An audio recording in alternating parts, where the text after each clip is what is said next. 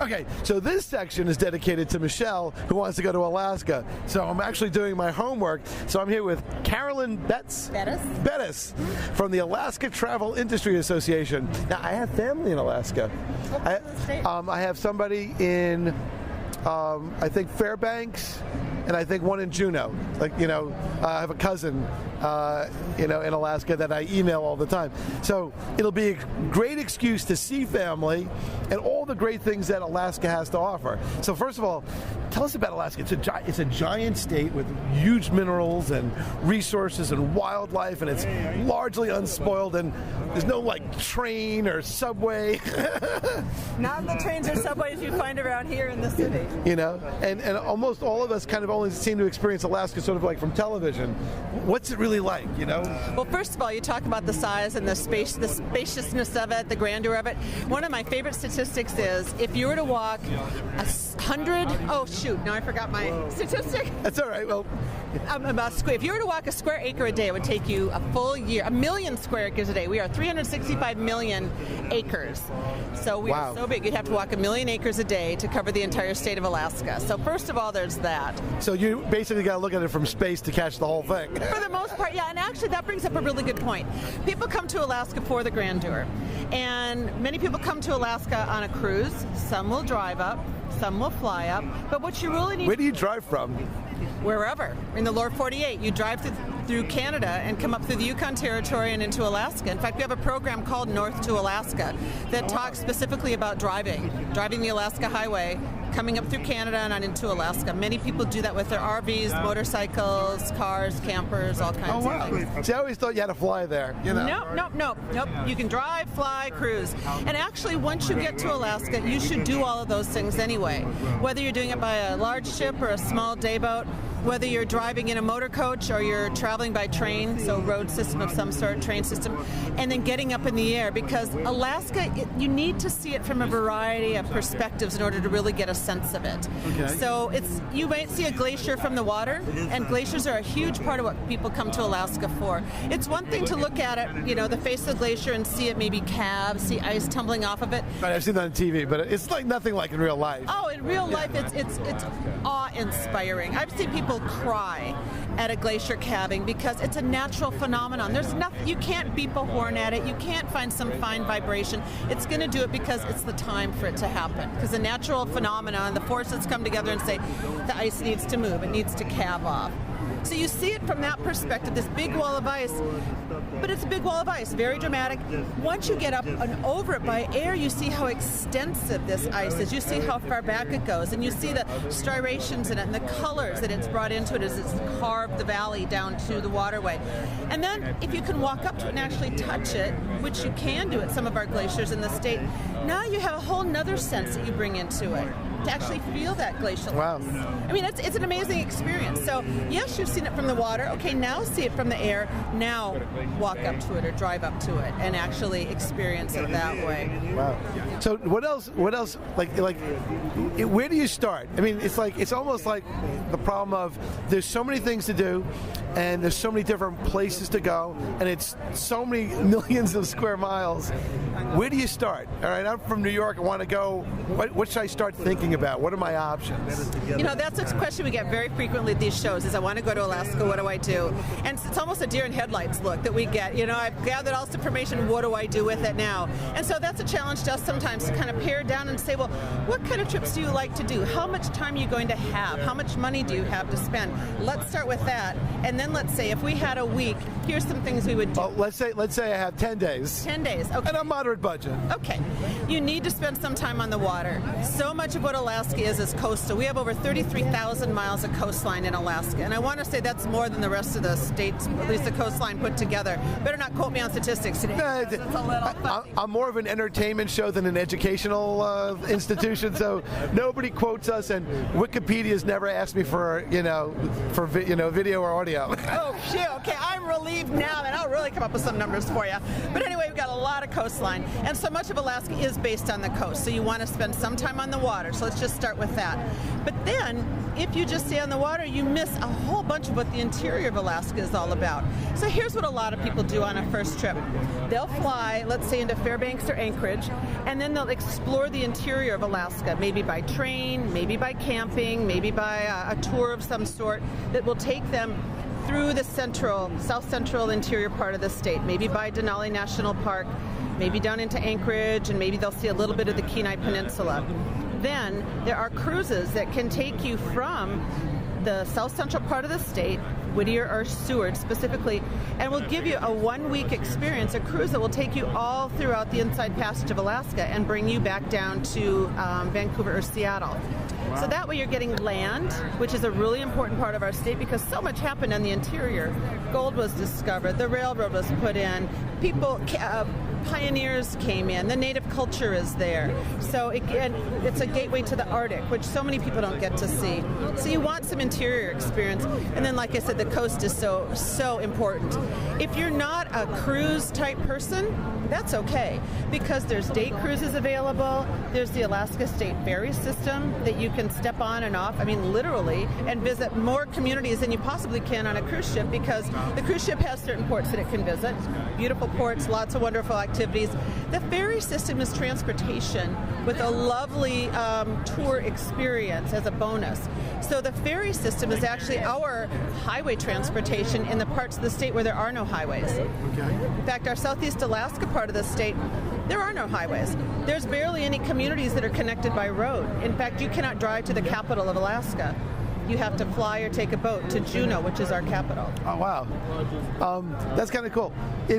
How many people live in Alaska, do you know? I mean, how many people are... Yeah, I want to say there's around 670,000 now, pushing maybe 700,000. When you think about that, that gives you a lot of space, because you got, say, two-thirds of a million people in 365 million. I know, it's amazing. It's amazing. But when you look at where our population lies, much of it is along the road system or that makes sense, the coastline. But it's funny. I've had times when people say, I'd like to see the map of Alaska. And I give them the map of Alaska, and they say, no, I want to see the map with the roads on it. And I say, this is the map with the roads on it. We don't have many roads in Alaska. We're limited by our geography. We're limited to a certain extent by our weather, by our conditions, by natural phenomena, so to speak. But so you will find, like, the largest community, the largest city in Alaska is Anchorage. I want to say we're pushing on about 300,000 people now in Anchorage. Next largest city is Fairbanks, about 350 miles to the north. And that's where our University of Alaska is based. I want to say 100,000 people maybe. So those are our two largest cities. Then it starts getting down to Juneau, which is maybe 32,000. That's our capital city. Ketchikan's next. Maybe we're looking at 18,000, 19,000, and then it goes from there. Wow. So we're quite spread out. And so when we start talking about population, we are around the state when it comes down. What is the oldest settled part of Alaska? The oldest settled part of Alaska? Boy, that is a good question. You know what? The Alaska Native people settled Alaska more than 10,000 years ago. Right. And so as far as that goes, whether you're looking in the Arctic, along the chain, the Aleutian chain, Kenai Peninsula, Kodiak, there are settlements there. Southeast Alaska, there are communities that have been there for thousands and thousands and thousands of years. As far as Western culture visiting Alaska, it was really only in the time of Captain Cook, the 1700s, maybe the late 1600s, that the Western culture started coming in, and far Western, like Russia. Russian explorers came in, European explorers came in, Scandinavian explorers came in, and they left their mark in a variety of ways, good and bad, and a lot of named places are here because of, or places have been named as a result of the explorers being here. So how far north to the North Pole is Alaska? Because that's always one of the things I've always been fascinated. How north is the Great North? You know, we actually have the North Pole just south of Fairbanks. Is that right? North Pole, Alaska. Is that a store? Santa Claus house. Is that a store? Yeah, it's a store. It's called Actually, it's a community called North Pole. I see it here on the map. It's hilarious. On the map. And there is a place there called Santa Claus House, and kids send their letters to Santa to the North Pole, and they have a whole host of volunteers that will answer those letters and send information back to the kids and families, or have people post their Christmas cards at Christmas time from the North Pole. As far as the actual north, here's the Arctic Circle right here, north of Fairbanks. Okay. And then I don't know. What is this latitude line? If I can find a number. That's way up there. Yeah, it's way up there. This is like... well, there's Prudhoe Bay. Yeah, Prudhoe Bay is right here. You can actually drive. Sorry, keep going. You can actually drive to Prudhoe Bay. Most people will take a tour to see Prudhoe Bay as opposed to take their own vehicle on this road. It's an industrial haul road. It's a gravel road. And... but you will see campers on there, motorcycles, bicycles from time to time. Once you get up here, you have to take a tour because the security purpose is to get up to Prudhoe Bay itself. But there's services, visitor services at Dead Horse. And then the North Pole, I think, is right about here. Wow. So no discussion of Alaska would be complete without the Iditarod. So where is and I've seen it on TV and I've always wanted to go, and I actually have dog sledded. I love dog sledding. I went in Steamboat Springs, Colorado, and I believe Big Sky, Montana. And because I'm a little bit larger, they needed to have more dogs on my team than the other people. So I think I had a 12-dog team and everyone else had 10. Oh, good. But, I guess they felt sorry for the dogs. Where does the Iditarod start and where does it go to? Okay, and your question is so timely because a week from this weekend, this is actually for Rondi in Anchorage right now, and so they're having sprint dog races right now, which is different than the Iditarod. But anyway, next weekend, the official start is Anchorage. It's a ceremonial start. Will take place actually a week from today. That's okay, so March 5th. In March 5th, okay. March 5th. Because this show gets recorded and played year after year. Oh, okay, yeah. So March. It lives on the internet, yeah. Okay. It's the first Saturday of March. First Saturday of March, there you go. Yep, first Saturday of March. Historically, the Iditarod started all the way down in Seward, actually. There's a historic Iditarod trail that comes from Seward up along Turnagain Arm and then goes through Anchorage. So there's a ceremonial start. People from all over the world come to Anchorage to watch this. I've seen it on TV, yeah. It's colorful, it's noisy. You can imagine 80-some teams of dogs, 16 dogs per team lined up in downtown Anchorage. They actually haul snow in and for the streets. We clear the snow all winter long, but for this day we bring the snow right back in where it came from.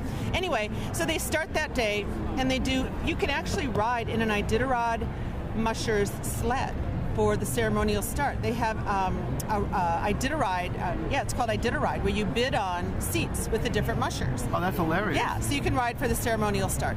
Then the next day, depending upon snow conditions, it'll either start officially, timed-wise, either in Wasilla or up in Willow. Okay, which is more north, yes. Direct north, okay. Yep, direct north. And so they start from Willow, let's say, and then they travel over 1,000 miles to Nome. Which is northwest. Yep, northwest. And so depending upon the year, they have a south route and a northern route. And I'm not sure which year we're on for this year. But anyway, in about 9 days, the winner will get to Nome, which is, they call it 1,049 miles because we're the 49th state. Okay. I think it's a little bit closer to 1,500. But anyway, they'll do that, and it's an adventure of a lifetime. I wouldn't do it, but it's exciting to watch them. Now, what was the origin of the Iditarod? Wasn't it like they were trying to rush medicine somewhere? They were trying to get serum. There was diphtheria had broken out up in this Nome area. And so I couldn't give you the exact year, but the purpose of getting the the serum up there, the medicine, was to save the kids. And so they did it by dog team. And so they just kind of did a kind of like not a leapfrog, or Pony Express type thing. Oh yeah, with like a relay. They did a relay. Yeah, they did a relay and just ran the serum up to Nome, and that was the start of it. And then it just early 1900s. And then would they commemorate it by just doing it year after year? Wow. Yeah, it's amazing. Do they still have dog sledding like all over the place now? They do. You can go up there and you can do a dog. You can go with a Iditarod musher. Not right now, they're busy. Right. But any other time of year, you can, even in the summer, you can come up and you can go to a Iditarod musher's dog yard. You can see their dogs, hold their puppies, see films about them. There's several that provide that service. And then there's others in the summer. They can take you up onto a glacier. Oh, see, there's another glacier experience. There you go. They'll get up on a glacier in a snowfield, and you can actually mush dogs there on sleds. if you are down on lower elevation, no snow, they'll put the sleds on carts, or they'll hook up carts to the dog team, so you can still get that sensation of riding behind a team of dogs. When I went dog sledding, it was kind of really amazing because the dogs had so much energy. They loved to run. They were eating snow. They were, and they would look to you. They would look back for you to kind of, But when I kind of held them back a little bit because I was like a little hesitant, they barked at me like, "Hey, dude, what's wrong with you? Let's go, come on, let's go, pick me, yeah." Oh yeah, they're very excited. And what's interesting is there was a definite difference in personality between lead dogs and the pull dogs. Most definitely. Yes, and I the guys in the sort of the main part of the team put their head down and really just grunted out, whereas the ones in front kind of trotted and kept looking back and held their head high. It was very interesting, the little dynamics and stuff like that. Now, is there any great food or great cuisine? I know that you got the salmon and all the all that stuff, and I'm sure there's king crab and there's all kinds of good seafood all throughout the Inside Passage. Whether you're going to an excellent restaurant or you're going to a little fish and chips place, you're going to get fresh seafood all along the way, and it's a delight. It's also fun to go out and catch your own, bring it back, and ask somebody to cook it up for you. Same thing. We've got some wonderful restaurants in the Anchorage area, fine dining up in Fairbanks. We also have some great breweries around the state. So you're kidding? I didn't know. Oh, I didn't know that. Yeah. We actually have the Alaska Beer Company, which is Alaskan Brewing, which is in Juneau. They're known for their excellent award-winning beers. They've been going for, I want to say, maybe 20-some years now. They've been brewing beer in Juneau. And they're using a recipe that was back from the Gold Rush days. They found that recipe, and kind of Oh, you should have that at your booth here at the show. I know, we should have beer samples. Where's the Alaska beer? Oh my God! And we have quite a few brew pubs actually in Anchorage. I'm calling your marketing people. I need to talk to them. Actually, I wouldn't mind a beer right now. Some Alaska amber. So anyway, we've got some great beers. Down in the Homer area, they're brewing. I don't know if brewing is the right word, but they're making mead wines. I know that. Yes. Yes. They're meading down in Homer. I'm sure they're doing that in some other parts of the state. But if it was named after Homer Simpson, that would be Duff beer. Yes, sir. We're also known for our birch syrup. What's that? Birch syrup. Is that from birch trees? Maple syrup. Yeah, we have birch syrup made from birch trees. And you use it like maple syrup? Yep. So you make candies out of it, caramels out of it, ice cream sauces out of it, all kinds of things. Lots of berries. You can buy all kinds of berry teas, berry jams, and jellies. We have wild berry Alaska chocolates. You can get. How come none of this gets sold down in the lower 48? We have we get all these things imported from all these other places. How about imported from Alaska? Wouldn't that be nice if we did that? Somebody should just have a little. I'm sending a letter here. Okay, I think you should. See, don't you see? You could do a whole tasting tour of Alaska. That sounds great. Tasting of Alaska. Now this gentleman's been Jeffrey. You wanted to plug your business here. We didn't get to mention what you guys do. Everybody needs to visit Denali National Park in Glacier Bay National Park. How do they? What did they look at? Where did they go on the internet to find you? DenaliParkResorts.com or visit GlacierBay.com. All right. Thank you very much. All right. Jeff was patient throughout the entire interview, and he was nice enough to introduce me to Carolyn. So how did you end up in Alaska? Summer job. I got a summer job while I was in college. Wait. So where were you in college? Montana. Okay. Went to school, University of Montana. So you're from Montana? No. Oh, no? No. So where are you from? From Minnesota originally, from the Midwest. So you've always kept it in the cold family. I have. And, it was a good place to learn how to exist in the winters, the Midwest, with our hardy winters. And there's times up in Alaska now, up in Anchorage where I live, that it's not that rough. I mean, I was schooled well growing up in the Midwest. But yes, I went to college in Montana, met some folks who were working in the park system during the summer, and I said, that sounds good to me. And I ended up in a little fishing village called Elfin Cove. Which is where? Elfin Cove, it's just west of Juneau, our state capital. I couldn't even find it on a map. It's right there. I couldn't find it on a map, but I said, I'll go. And so I worked in a little general supply store, and I went back the next year and I worked in the wet goods, where we were a liquor store, laundromat, and hot tub. If you were hungry, thirsty, or dirty, well, I guess not so much hungry, but thirsty or dirty, we took care of you. And after a couple years of working, it was a fishing, basically a commercial fishing supply community. People come in and they'd sell their salmon, these beautiful king salmon, and then get supplies to go back out on the fishing grounds. After 2 years with fish, I thought I'd kind of like to check out this visitor industry thing. What else can I do to get on a boat? I want to see more of Alaska. And I ended up actually in Glacier Bay National Park on a tour boat, and it just kind of went from there. So wow. Years later, I'm selling Alaska. So there you go, and quite well. Well, thank you, sir. So if people want to get in touch with you or find out information, where do they go? They want to go to travelalaska.com. Okay. Just as it sounds, travelalaska.com, one word, and that'll take you to an excellent, comprehensive website all about travel to Alaska. All right. Well, thank you very much. I will see you at the Iditarod in a couple of years. How's that? There Thank you, sir. I'll send you an email. Thank you. What a pleasure. Thank you. Appreciate the opportunity. I'll give you my card. Oh, that's even great. I'll give you mine too. All right. This is Richard Solomon. We will continue in a moment.